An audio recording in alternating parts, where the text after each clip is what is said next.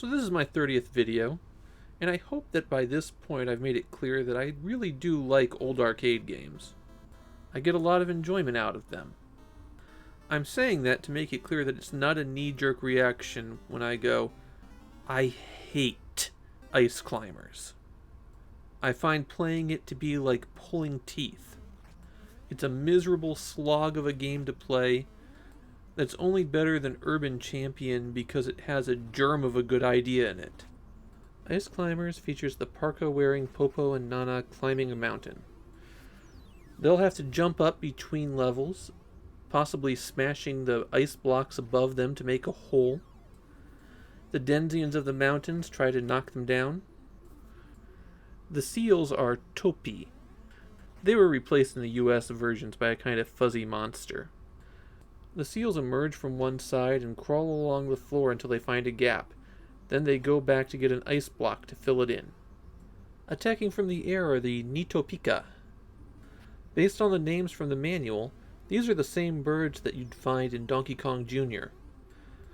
They don't have any particular attacks, they just sort of flap around. If you linger too long on a floor, a polar bear may emerge. He walks to the center of the screen and then jumps. That knocks the mountain down a level. Nana and Popo deal with these enemies by whacking them with their hammer. They can swing it to the side, or they extend it as they jump. Each mountain has 8 floors that have to be climbed, and then you reach the bonus stage. At the bonus stage, your goal is to collect all the vegetables and then emerge at the top of the mountain. Grab onto the condor to complete the bonus. If you fall down in the bonus stage, it doesn't matter. You don't lose a life, you just continue on to the next mountain. There are 32 mountains in all, and you can select which mountain you start on from the main menu. It's similar to how Hudson handled their large puzzle games.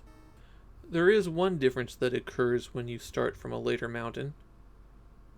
The vegetables in the bonus stage indicate how many levels you've cleared. There's 10 different vegetables in all, and the further you go, the more points that they're worth. Okay, the game's explained. Now let me get into why I hate Ice Climbers so much. If you've played Ice Climbers before, you can make a pretty good guess. The big problem is that the controls are terrible. This isn't a matter of platforming as a genre not really being developed yet, or Ice Climbers following in the footsteps of other earlier games like Donkey Kong, where the jumping isn't quite mechanically there yet.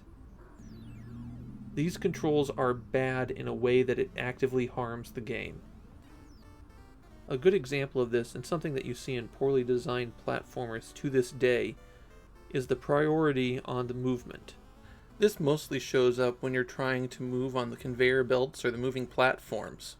Your steps and jumps don't behave consistently while you're on them. Another related problem with the controls is that there's input lag. If you push in the opposite direction that you're facing and hit jump, sometimes just the jump will go off. The game is resolving the jump input at a higher priority rather than dealing with all of the inputs simultaneously. Then there's that high arc to the jump. That's not necessarily a bad thing in and of itself, but the game often puts you in situations where you have to jump up to the next ledge, and the arc doesn't carry you quite right. If there's a wall beside you, you're more likely to bounce off the wall than be able to jump up. A common problem with all of this is that the platforms don't reflect the graphics. You have a bad tendency to jump through things. Occasionally this works out in your favor when you jump through something from below, but more often you wind up missing your jump and falling. Between inconsistent jumping mechanics and the platforms not really matching their graphics, it makes Ice Climbers platforming a miserable experience. Nintendo hasn't gone back to Ice Climbers very often. There was a release on the Famicom disk system for the rewriter, and Versus Ice Climbers did make it to the arcades. And we're kind of at the end of the line for Nintendo arcade games too. There will be a couple more Versus system ports. but this is Nintendo's last pass at something that's really a score attack game. The next year is going to bring big changes for Nintendo, and games like Ice Climbers get left behind.